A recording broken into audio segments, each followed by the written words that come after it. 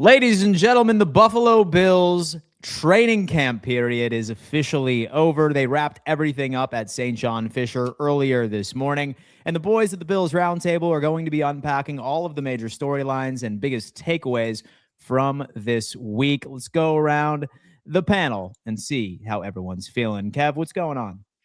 Feeling great. Scrimmage tomorrow, ready to rock and roll. Stadium's opening. I mean, offense looks good. I know. Knock on wood, avoided some injuries thus far. Like, what can we complain about at least through August 7th? So what we're hoping for, we'll see what it all looks like now. Real football starting here, at least with preseason. We are going to have to see the red-blue scrimmage. According to Joe Brady, is only going to be a practice, but we'll see exactly what he means. No injuries. By that. Z-Bot, what do you got, man? What's going on? How you feeling? New Highmark Stadium. Little over 24 hours, I will be inside of you. I absolutely cannot wait. Tomorrow night, walking into that place for the first time. I've been to the exterior of it, which that in itself, for those who haven't been in the area, don't live in the area, so obviously you wouldn't have had a reason to have been over there recently. When you see it for the first time, just the exterior, it's really going to take your breath away because it's just so monstrous compared to what we're used to. The old Bill Stadium, half of it was underneath the ground. I mean, there was barely any of it elevated. When you pulled up on the stadium, it didn't have this grandiose, like, whoa, vibe. But when you pull up on this new one, the exterior itself, just how gorgeous everything is around it, the way they laid the sidewalks and obviously the gigantic bison, it's awesome. But I can't wait to get inside and just see all the little things that we don't know yet. I know, because it really is a mystery. We've seen videos and whatnot, but we haven't gotten the full scope of the concourse and all the different areas. You know, the bathroom situation, of course, we're used to the troughs. You know, this is going to be an upgraded experience. So there's a lot to unpack tomorrow night. I can't wait. It's Japanese toilets, I hear. Is that what it is? Some bidets in there as well? That'd be nice. I mean, would be sick, right? Yeah. One thing I'm hoping for, man, if you could possibly bless this channel with you taking a picture right on top of this bad boy. Oh man. God. If you could pull that off, just get permanently banned at the blue-white game before ever getting in there to a regular season game. I will take a picture near it, though, Dan. I can promise you that. I will be taking several pictures. That's the goal tomorrow, is to take it all in and just check everything out. Oh, my God. And the other thing, too, is, Dan, I don't know if you saw, but there was another Easter egg. There's a Peace Bridge version of this at another entrance. So I don't know if there's like multiple of these different little cool things like that. So wait, did they add cups to the top of that? Did I just see that, Dan? Is that a new element? Wait a second. Oh, they might have added cups to it. Wow. I mean, they did. Yeah, they added cups to it. This is what I'm talking about, boys. I mean, it's just endless here. But there it was, Dan, right beneath the Peace Bridge. Another little Easter egg there. Yeah. So here's the Peace Bridge they have right here. It looks like, I think that's restrooms right there, maybe, or maybe like that's concourses to get into the. Yeah, you know what's cool, boys, is that I expected people to get like angry at the stadium, and it's just coming out, and the food's been great. Did you guys see the promos by the dude from the Bear? Did you see the beer horn, boys? Did you see the beer horn? Oh, the beer. I mean, dude, listen, even the WGR guys are talking up the food menu. So I have been so. Where's the beer horn? There it is, Dan. Right there. There it is. The beer horn looks super cool. What? I want one of those. Yeah, I need that tomorrow. Those things are going to be aftermarket. Selling them. Yeah. Yeah. When has all this stuff been announced? Has this been recent? Just yesterday, this week. Yeah. Bill's Stadium menu, and the people are talking about how it looks dope. Solid the menu is cool. right here. Yeah, Bill's announced menu collab with celebrity chef Maddie Matheson. Now, let me ask you, boys, what do you think the MSRP is on that sandwich? And that chicken parm? Yeah, 35. 35. My dad said 19. I said, I got a feeling that's a massive low ball. I'm thinking you're right. They released it. Go find the menu. It's out. Oh, are the prices out? Yeah. I saw it somewhere. Someone posted it. Forget which. Bill Stadium menu prices.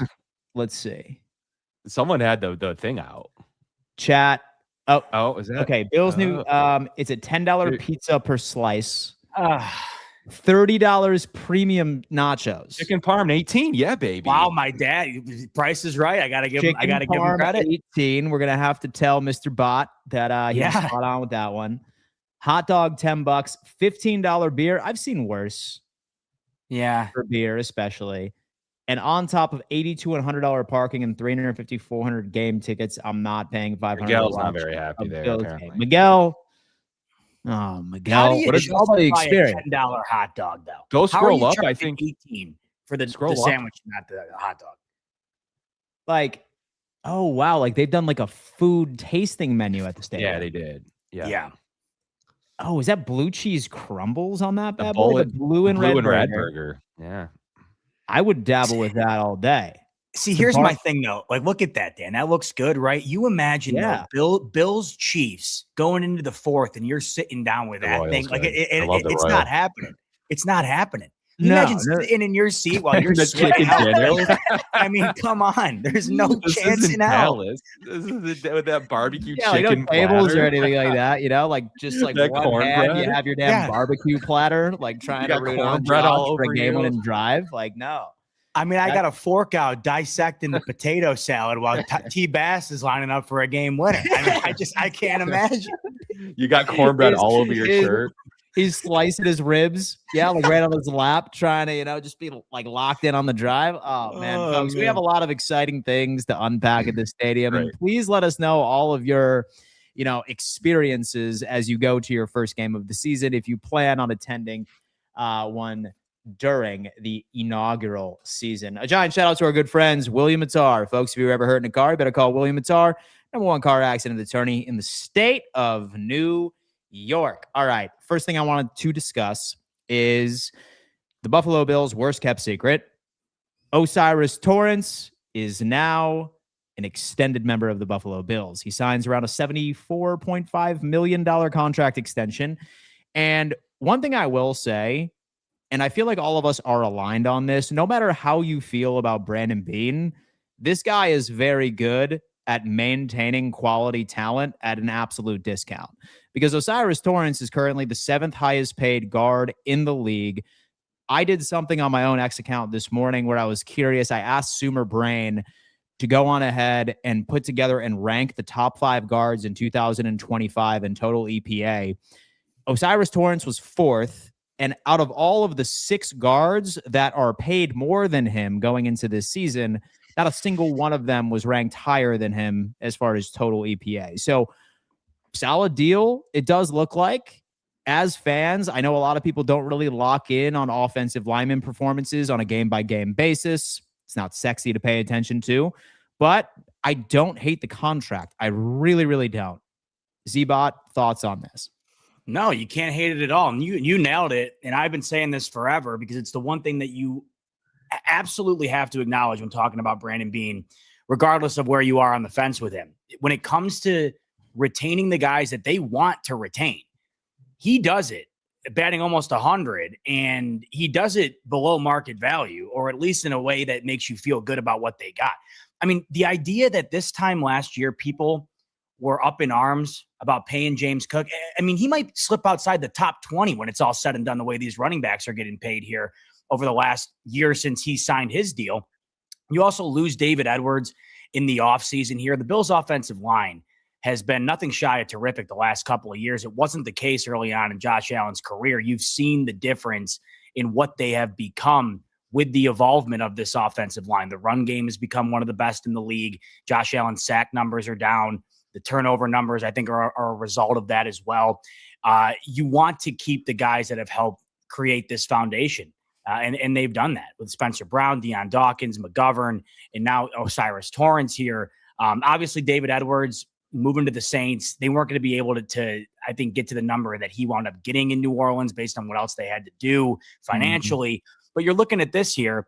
I believe that, and I'm seeing it down in the chat here, there was another guard signed today for $100 million contract not too long after Osiris Torrence's deal got done. So you're looking at it now. Yeah. So, I mean, right off the bat, in the same day, you're seeing 22 million less than what the next guy got in the same day. So I'm all for it. Osiris Torrence, the last couple of years, has been one of the cornerstones of this offensive line and how good they've been. And to have him around for at least the next 4 years at a price that feels good, sounds good to me. I mean, I'm signing up for that every day. So I'll tell you what. Shout out to Rob Ski in the chat for pointing this out. Now Osiris Torrence is the 8th highest paid guard in the NFL. Guard Peter Skoronski has agreed to a $100 million deal, $88 million guaranteed. And then you end up going back to the thing that I posted earlier this morning. Once again, still not above Osiris Torrence when it came into total EPA last year. So something certainly to consider. Kev, thoughts on this? Talk to me. Look, we haven't even seen the deal yet. I mean, how this is broken out. I mean, it's always going to be, if the Bills sign a deal at this stage going into year 4, it's going to be in there. Look at the James Cook one we talked about. I was like, it's a little expensive. It's like, what is it now? 15th? Where is it even? Is that James Cook contract? Yeah. Like literally, so it was such a good contract by Bean that he's going to have to redo it again, probably in a year or 2. Yeah. So he even commented on it today. I mean, he did so well with that contract. And I'm going to imagine Torrance's value was around 13 to 15 million. I'm going to imagine it sits somewhere in there. The guaranteed money points to 3 years, $45 million. So it's easy to dissect it at face value. There may be some all pro kickers in there. There may be some other kickers, maybe starts in playoffs. We'll have to see how that kind of all develops with those kickers maybe in his deal. But even with Skoronski getting a lot more money than him, I think they're comparable players. Some people tell me Skoronski's better. Skoronski's a good player. I like Skoronski as a guard. Someone was yelling at me in my mentions that Skoronski's 5th on PFF and Torrance is 40th. If we're still using PFF grades, you might as well load up your local Madden game and tell me what their overall ratings are, because that is literally what PFF is, and people pay money for grades. You want to give me advanced metrics? I'll take them. You're not going to give me overall grade rankings on PFF. They mean nothing. It's literally just someone's opinion of an eye test that, generally speaking, it is low-level interns that put grades on those players at PFF. So you got to pull up things that actually matter. One, run block win rate, pass block win rate, EPA, Dan, you pulled. If you want to pull sacks allowed, I mean, Torrance has only allowed what? He didn't allow a sack 2 years ago, and I think he allowed 2 last year. Yeah. So ultimately, happy with the deal. I want to keep the O-line's the strength of this team right now, especially. We'll see what the receiver room looks like, because there's been some good reports in the receiver room for once. But ultimately, I'm excited about this O-line. And Deion Dawkins said about just keep it together. It's really not that much money. Guards get you paid with this interior pressure right now. And Torrance is as steady as they come, regardless if you rank him 5th, 10th, or 15th. He's a top half of the league guard. Yeah. And look, when it comes into Josh Allen, now he has approached that 30-year mark. It is so important to establish as much continuity in the trenches as humanly possible. We don't know how much longer Deion Dawkins has with this team. We saw it at camp today where we were looking at same thing with Jude Bowery and same thing with Tylen Grable. We're taking most of the reps at left tackle as Deion had a vet rest day, I believe, based off of what I've read. But it's so important to ensure that those trenches are solidified because, like you said, this wide receiver room, as far as some of the guys that have been standing out, have been super optimistic. And I think that's a great transition because there's been 7 practices. And I feel like all of us probably have things that we feel very optimistic about, whether or not that's certain players or whether or not that's certain rooms. But at the exact same time, there's things that we probably still have some question marks around. So I think what would be an interesting way to take this show is to go around the panel and then to ask, what is the one thing that you are most optimistic about? This could be the player. This could be a room. Your biggest takeaway on the positive side. I'm going to start off with Kevin on this one. Biggest positive takeaway from this. I mean, I got to go with it. I'm going to keep the theme rolling here for the last couple of shows. I'm going to go with the DB room. One of my biggest positive is I think they're versatile. I think it's been steady. I like what Benford's been able to do, and the rookies in general. So throw away the DB room for a second and what Kilgore may or may not be able to develop into, looking strong already. The rookie class, I mean, I've never really seen, at least this early on, the possible production of a possible 4th round starter, Bowery taking first team reps, the glow that we've even seen already with the ones that we see with Skylar Bell. I mean, you're probably going to have your punter out of this, 4-year punter at a minimum value. I mean, it's the rookie class. I'm super impressed. And this class could go down Parker's quickness and twitch. I mean, it could go down as a class that's one that he needed. I mean, one that the fans really were looking for, of being able to hit 4 or 5 guys. And this was the whole theory of like trading down and not just going all in for one player. And I mean, I think they did a good job with keeping their picks. They could have done the Waddle route. Who knows what that would have cost? They would have had no draft. They went the Waddle route, who's already hurt. They would have had no draft. So ultimately, more plus the rookies. We'll see. I mean, I got to see him in pads at least in the preseason first. But it's what I enjoyed the most was they're off to a really good start with the amount of time they're getting. And Leonard, not that McDermott wasn't, but Leonard is very willing to play these guys, especially seems like he picked Kilgore. Seems like he really liked Elarms or. Yeah. So we're really interested to see how these guys, if Durant has had some twitch and some quickness, super excited to see how this class overall develops. And that goes for Skylar Bell too, who might actually get the run that we are expecting with them making 0 receiver moves to this point, because the receiver room's been good. So I'm not trying to hop on a bandwagon, a training camp bandwagon, because I've gone down this path before and I've been disappointed, just more specifically with Keon Coleman. Yep. But you know what's getting me excited is What's that? all of the reports that Joshua Palmer has been looking incredible, like during camp, right? As much like I was probably like a massive advocate for him last year, because I genuinely believe that if the Bills weren't as lean at the wide receiver position, I think you probably would have put him on the IR after that Atlanta game. And then he would have been able to actually fully recover and come back and be what he was advertised to be once we initially made that move. But I feel like we're seeing him like being fully demonstrated at how he was advertised going into last year. Like, based off of everything that I have been seeing, it sounds like his route running is crisp. He's winning a lot of one-on-ones against various DBs. Say that this works out, say that he can stay healthy, you're adding even more power to this potential receiving room. And that's probably my biggest standout and one of the most slept on positives I feel like we should start looking at. Z-Bot, what about you, man? What's been standing out to you? What's the most exciting storyline coming out of camp for you? Well, to touch on what you just said, I'm totally with you there. No bones about it. Is kind of preaching what I was thinking here. He's saying Palmer only has to be the 4th or 5th best receiver. I was talking about this earlier. Someone in my comment section said, Josh Palmer's a glorified wide receiver 3, wide receiver 4. I said, good. Sign me up for that right now. I mean, that's exactly what he's supposed to be on this team. DJ Moore is your 1, Shakir's your 2. We've yet to really solidify, I think, who the 3 is going to be. Is that going to be Josh Palmer this year? Is Keon Coleman going to step up and find a way to get that role? Is it going to be Skylar Bell? What the beauty is we have options here. There's opportunity for a bunch of guys to solidify that role. But I was hearing the same things you're hearing, Dan. I saw a bunch of people today, Sal Capaccio and others, saying that not only was Josh Palmer good today in camp, but he's been good all camp. And I love to hear that. Now, sticking with that end of the ball and in the positivity here, saw some creative wrinkles in practice today that I'm looking forward to maybe seeing expanded this upcoming year. We saw Joe Brady bust out that hook and ladder pass twice last year in desperation moments. Yeah. They both worked to perfection. How the Bills lost both those games, it was the Falcons game and the Broncos game. They both worked to perfection in a moment where you absolutely needed that play to work. The Falcons game more notably to me because it was the first we had saw it. And the Bills were running out of time. Was it the Texans game? Yeah. Sorry. Those two Same games. game. Yeah, exactly. They blend together, prime time, and it's just like, what the hell am I watching here? Right? Those 2 games. God, do not want to repeat of that, by the way. Two of those games last year that you almost always bake into the Bills schedule where you're watching a game where you feel like the Bills have it going into it, and you're watching it and you're going, I don't know what team showed up here. But in addition to that play, which I'd throw that in every now and then until someone can find a way to stop it, especially in a game where you need to move the ball.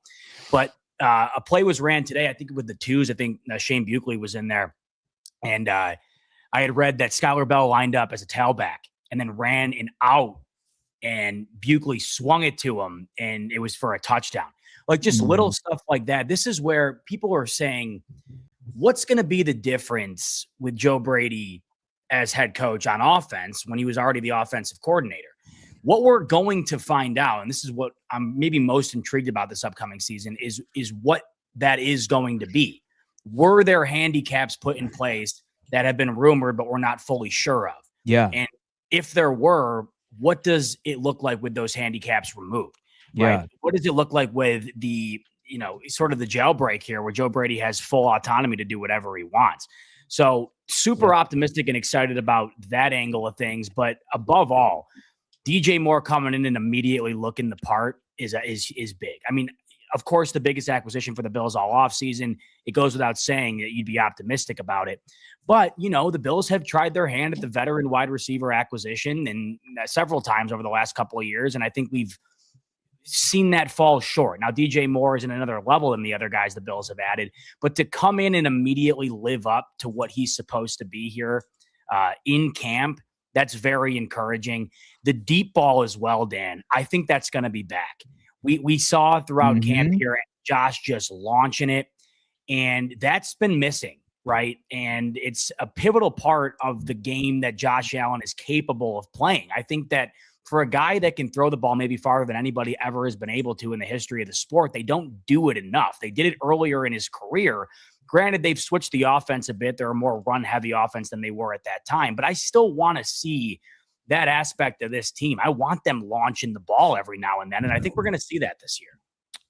There's one thing that I remembered from the coverage so far this week, or for the past couple of weeks.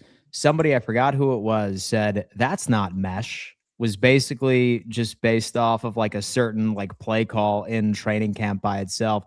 And I feel like people are kind of focused on the wrong question. So many people are hyper fixated on what kind of head coach is Joe Brady going to be. I know. Like you ended up pointing out, Z-Bot, I feel like the real question needs to be, what sort of offensive play caller is Joe Brady when he has full say? What kind of offensive play caller is he truly? And I think that we're starting to get some signs in training camp that it may look a hell of a lot different than what we have grown used to. Kev, additional thoughts? Yeah, like, look, he's going to make a point, whether we've all said it a couple times. I know I have. He's going to make a point to make sure it's his offense, and that a lot of it last year was. And so whether it's true or not, we'll never know. But he's definitely going to make a point to make you think it's true. It's his job. It's his job to be creative and show differences and show you how he is different as a head coach. But it definitely looks like the deep ball's back. The intermediate deep routes are back. The intermediate deep out routes are back. The creativity in the red zone are back. Skylar Bella is with the ones on the red zone. I think Z-Bot brought up the play. Whether with Shane Buechele or not, that is going to be a touchdown and with your ones too. So ultimately, they each have a role, and how good. I am not a Palmer fan. I'm a not Josh Palmer fan. He's definitely a receiver that has good route running metrics, and you can see why the Bills paid him. But ultimately, why does a guy who can run good routes never get the ball, or not enough, in my opinion? Last year in the Bills, it was an injury issue. Prior, he had his moments with Herbert, but ultimately, I think you're going to see these guys utilized to their fullest ability. And the running backs out of the backfield has been a positive. The tight ends have been good. I think you have a clip. I think is it Gardner Johnson? I can't remember. It's somebody saying, who's that tight end? And they were talking about Jackson Hawes making plays. Is he a blocker or a runner? And everyone's like, Shakir's like, he's a blocker. And he's like, wow. So ultimately, that tight end room is super solid. You had Ben Van Schmiernen in there looking like a better version of Reggie Gilliam. We'll see if he makes the roster, looking like he probably has an inside track into the roster.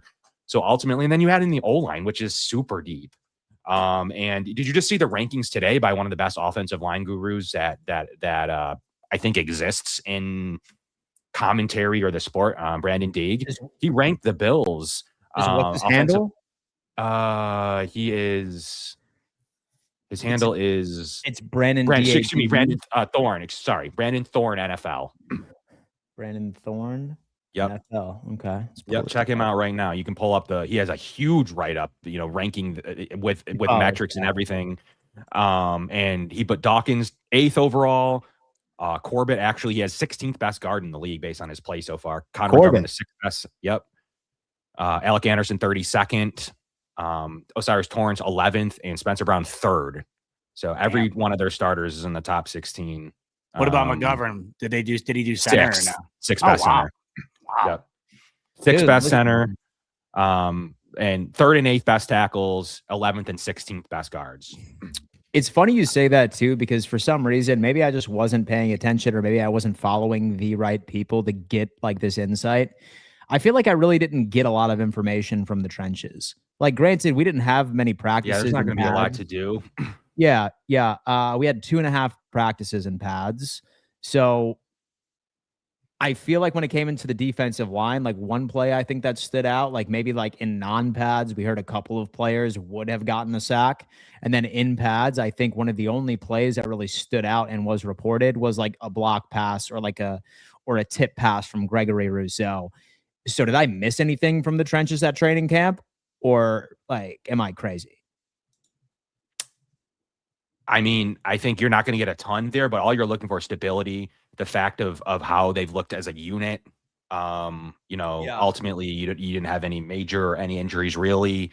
And I think the offense being ahead is a progress of the O-line, because I think it was Jim Leonard yesterday was in his press conference like, yeah, we're not used to the offense being this far ahead in at this stage of training camp. And a lot of that's due to, you usually like look at the clip with Cassius Howell, how he absolutely destroys the left tackle in Cincinnati. Yeah.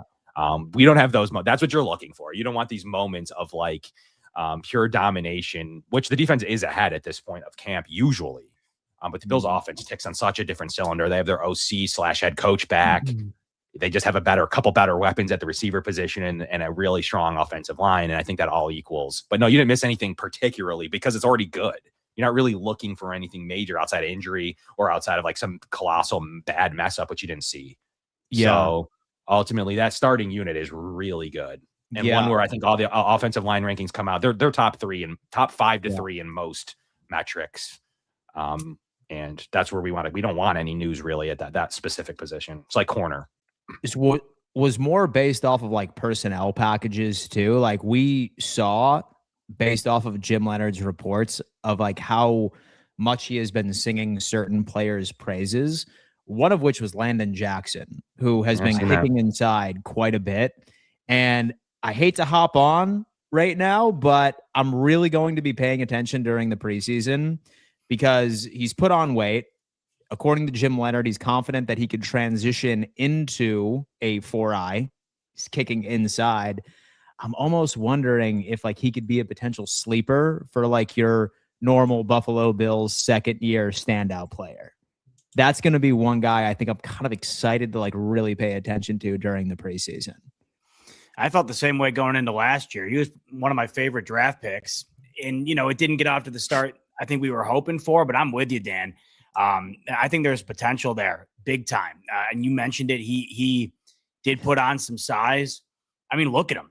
I know. Just his shoulders right there. He looks completely different than last. I mean, my God, actually, I haven't seen this clip. He looks huge. He's thick.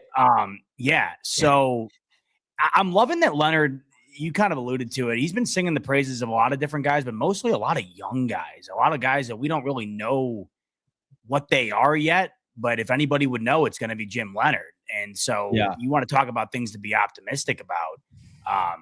I think the youth on this defense, a lot of potential there. We've seen youth movement throughout the league. At times it can go one of two ways, but if you can get it to go the way the Bills have been trying to get it to go for some time here, you could finally have that defense that the Bills have been missing in order to finally get over the hump here.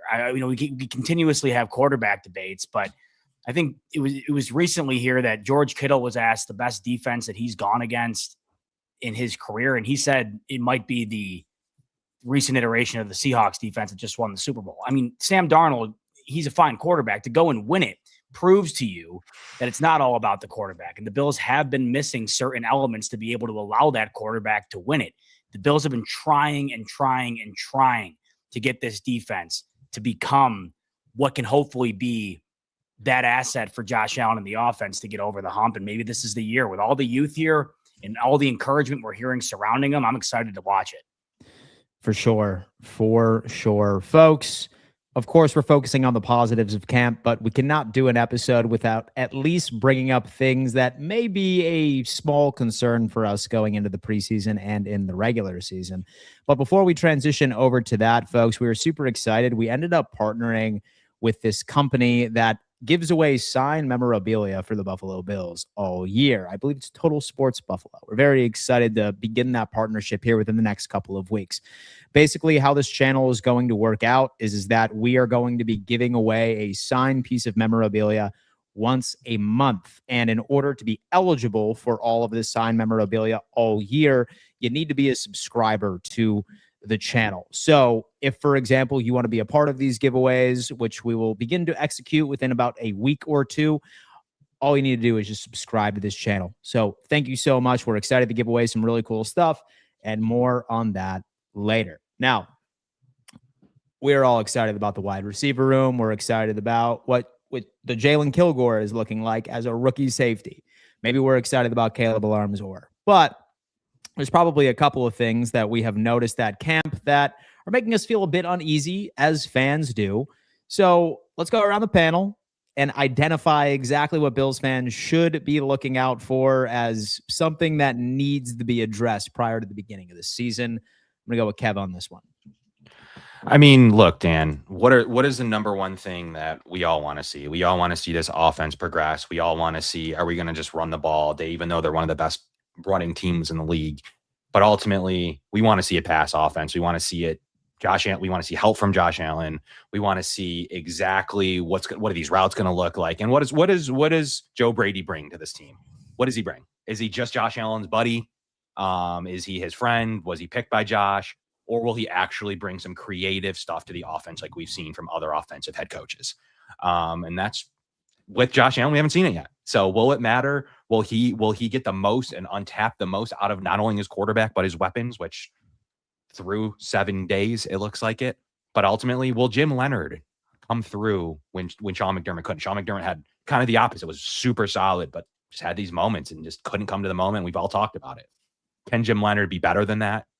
That's one of the biggest things we're looking for. And will he develop some of these young players and actually utilize them to Brandon Beane's hope? And we're already starting to see both the rookie class, and then you guys have mentioned Landon Jackson and him two-gapping and taking up double teams. If that happens, it's like I said, they just need to hit on Carter or Landon Jackson. If either or is good, it's a huge win for the Bills defensive line. The sky is the limit. Z-Bot, a concern of yours after all the information we got from camp?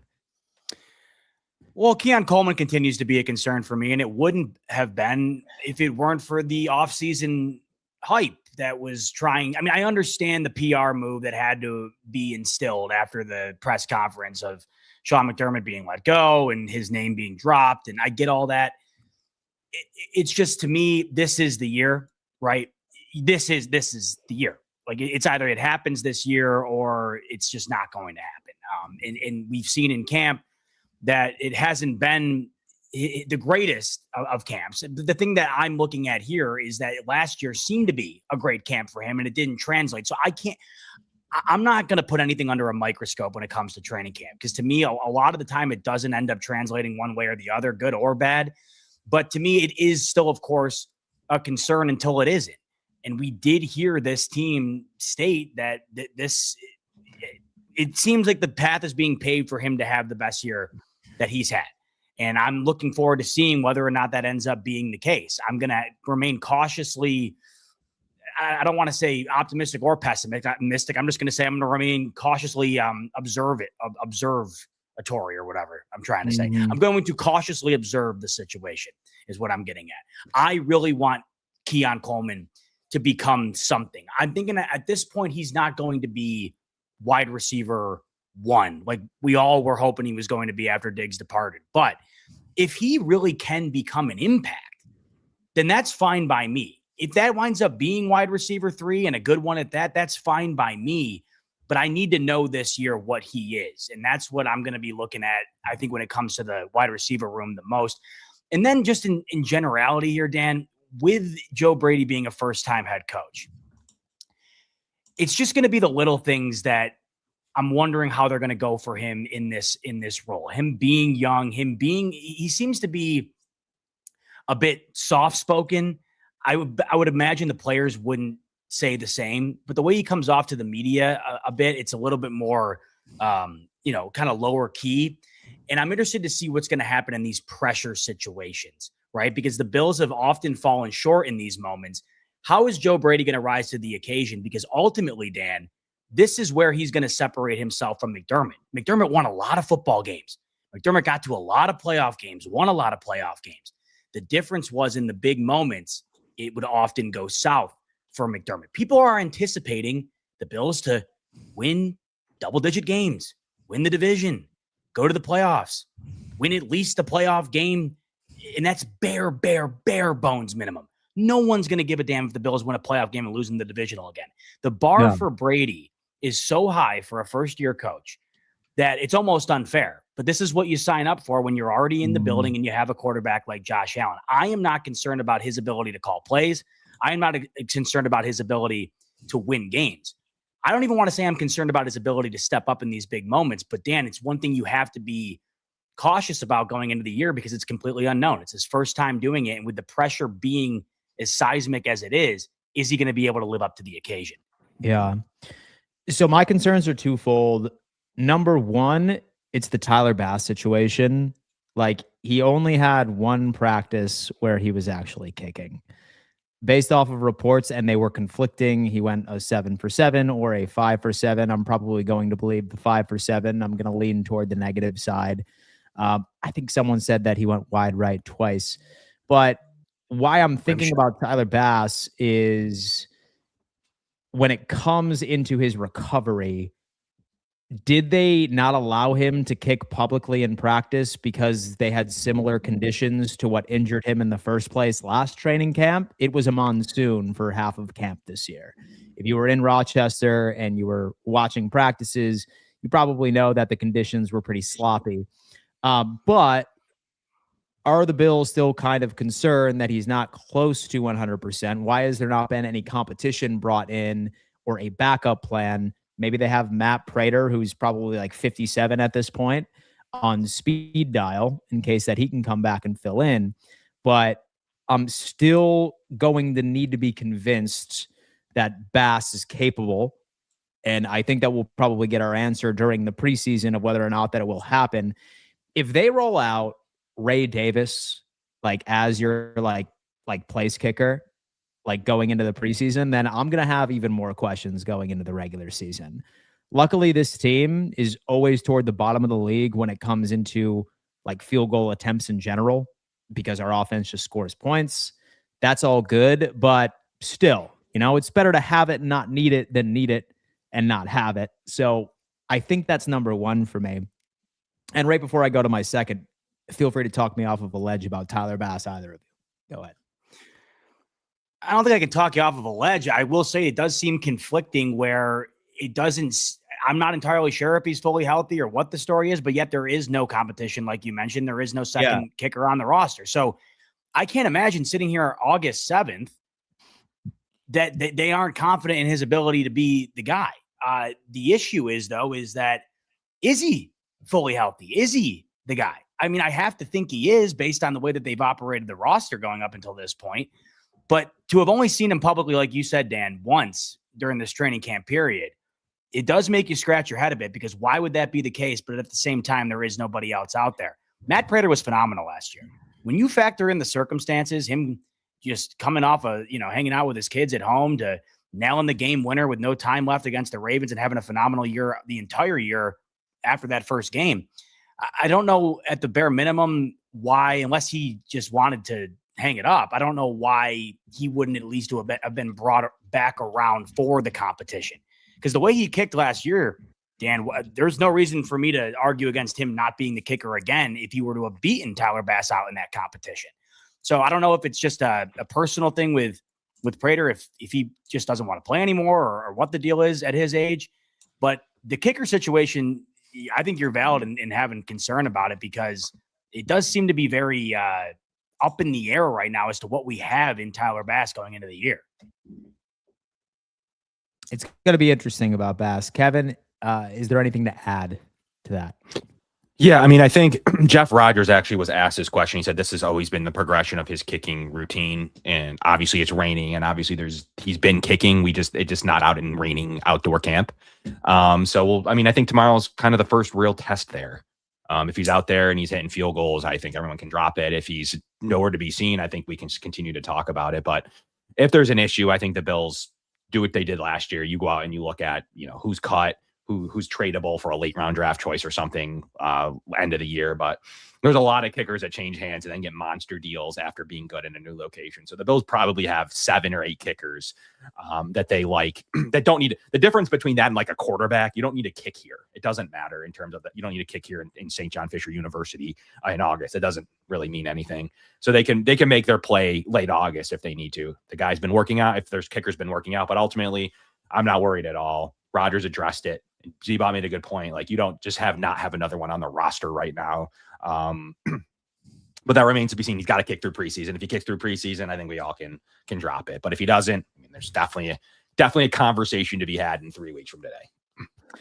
We shall see. My second concern is I feel fair, right? Like, we obviously need to see this played out in regulation, but we could be excited about the defense. We could be excited about Jim Leonard.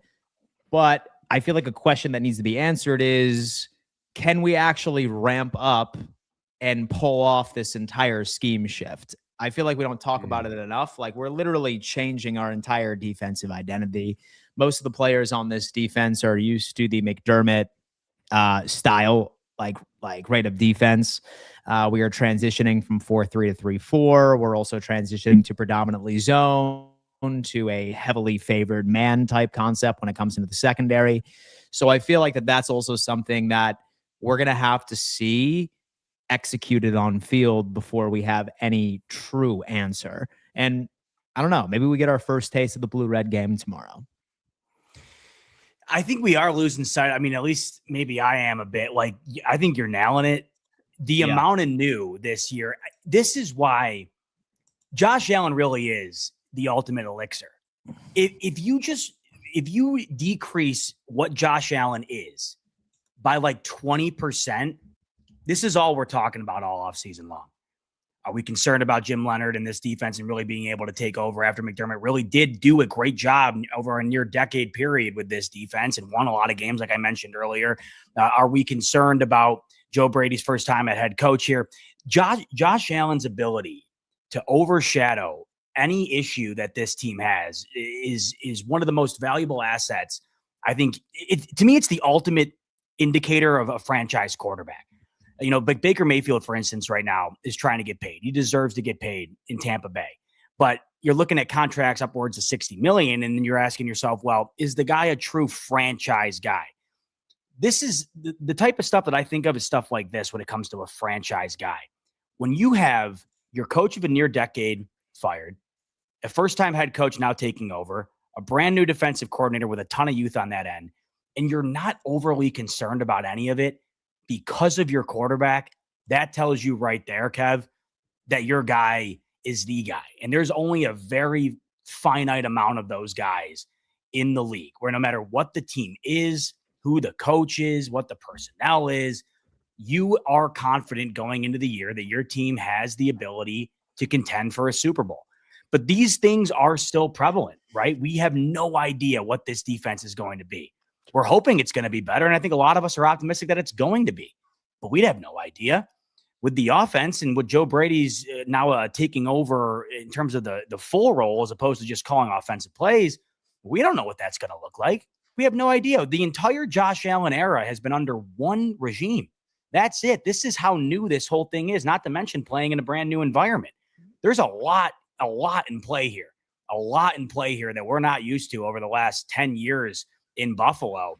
But I'll be damned, man. Josh Allen, once again, if you're ever lost for reasons as to why you should be mesmerized with this guy being on your favorite football team, that this is one more, because with all this stuff in play, it's amazing that we don't even think about it. It's because of 17.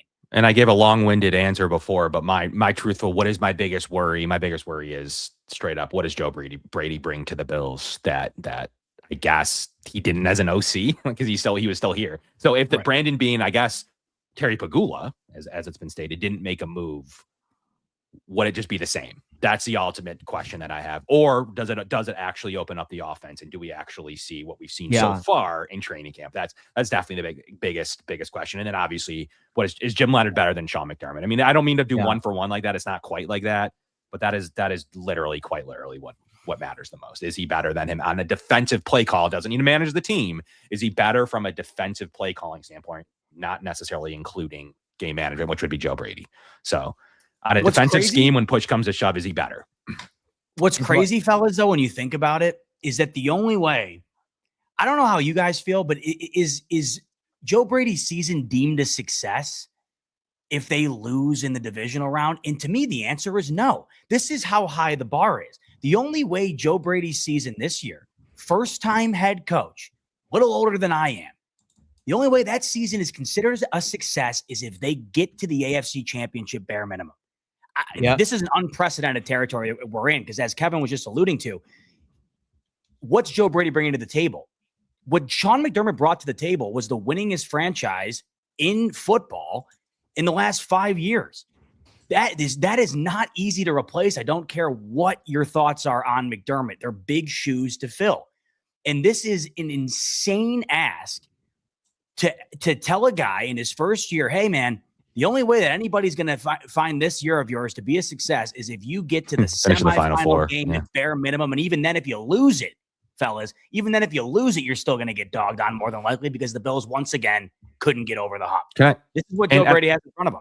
And what's interesting to kind of wrap this point up, two people we don't talk about. We talk about players. We talk about, is he going to throw deep? Whatever. Two things we don't talk about that's different this year that I've noticed. You have a Super Bowl winning offensive coordinator in Pete Carmichael Jr., a guy that was the next in line for Sean Payton, but is stuck by him his entire tenure and has won a lot of football games, including, turning back around the Denver team at one point through their transition, get Bo Nix ready to go. I mean, he's been an outstanding coach. He's been an outstanding guy to get the running backs in the passing game. He is a huge weapon to the Bills offense. Will it matter? We'll see. But the number two, so we talk about the offensive coordinator, but number two is John Fox. What he's been able to do so far under the guys and with the tutelage, giving the tutelage to, Jim Leonard. I think it's very unique. Like John Fox, Pete Carmichael, two guys older than Sean McDermott, actually, that, play a huge role, one in the defense, one in the offense, both kind of in that senior, because you have Brady and you have Leonard, but both in those senior advisor role, really, even if he is the OC. They both have a huge say into can the Bills get over the hump, and the Bills, can they get over the hump in key moments, Dan? Key moments. It's not throughout most of the regular season. Can they get through it in key moments? Yeah. And so I look at the defense, right? And I look at the personnel we have on the secondary, and I feel very comfortable with it, especially since Jim Leonard, that's a specialty, secondary. He was the passing game defensive coordinator for the Denver Broncos last year. And then I feel like I point this out almost every single episode. Like when you look at where the Bills finished in run defense and getting to the quarterback was toward the bottom of the league. We just need slight improvements in both of those categories. And as long as the secondary can maintain similar statistics and similar success that we have throughout the past couple of years, a slight jump in just 5 to 10 ranking places within this Buffalo Bills defense and stopping the run and getting to the quarterback, that ideally should be enough. We don't need to be a top 5 run defense in the league. We don't need to be a top 5 getting to the quarterback and sacking the quarterback defense in the league. We just quite literally need to be ranked anywhere between 14th to 18th in the NFL. And I think that should get it done. That's me.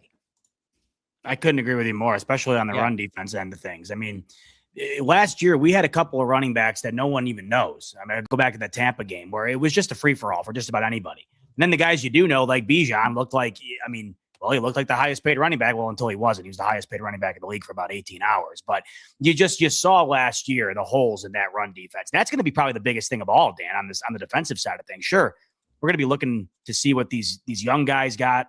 Interested to see what the linebacking unit's going to look like, the back end, what this is going to look like, Cole Bishop and how he kind of evolves. I know I've seen some clips in practice. There were times where it didn't seem like he was playing his best ball in practice, but we also know that he's capable of being real solid too. I think that there's a lot more to the ceiling of Cole Bishop that I'm looking forward to seeing. But beyond all of that, in totality, the run defense to me is going to be the major key of this defense.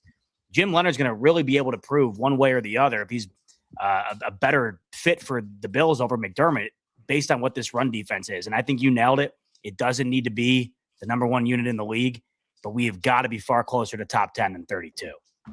Yeah, man. Well, so the beautiful thing about it is that we have the scrimmage this weekend, and then we have our first preseason game coming up very soon. So we are going to be getting a lot of tidbits and understandings of exactly where this roster stands. And I can't wait to unpack it with not only you two, but also with the rest of the Bills Roundtable community. Folks, we cannot thank you enough for always tuning in on Thursdays or Fridays whenever we are able to do a show. Starting in September, we will be transitioning back to Mondays and Thursdays at 4 p.m. EST. So it's very important to subscribe and turn on bell notifications so you never miss an episode. But let's go around the panel, say our goodbyes and our final thoughts. Kev, what do you got? Looking forward to the scrimmage. Really want to see this. Want to see the food. Everyone's gonna have a great time. I want to see how the stadium looks. I heard we're using different end zones or something. You got anyone into the aesthetic appeal of this whole thing? I know Zebot likes it a little bit. Excited to see how the differences of how the field looks now that there's lines on it. I mean, I think it's just a state of the art facility, and we're lucky to have it in Orchard Park / Buffalo, New York. So I know, it's not DeRalph, but I'm very excited to see, like, it's an actual landmark to be proud of. And once people get over the nostalgia a little bit, I mean, I've heard nothing but great things, and I think they did a really good job with the stadium, and excited to see it at least a little bit tomorrow. I mean, we're not going to see a ton of it, but I'm really excited to see it for the first preseason game in a few weeks. That is the number one thing I'm looking forward to, guys. So that's what we got on store for us, and some more actual football coming up a little bit tomorrow, and as soon as next Saturday, actually, is a preseason game. So we actually get to see some of these rookies. And so what do you got for me, Zebot?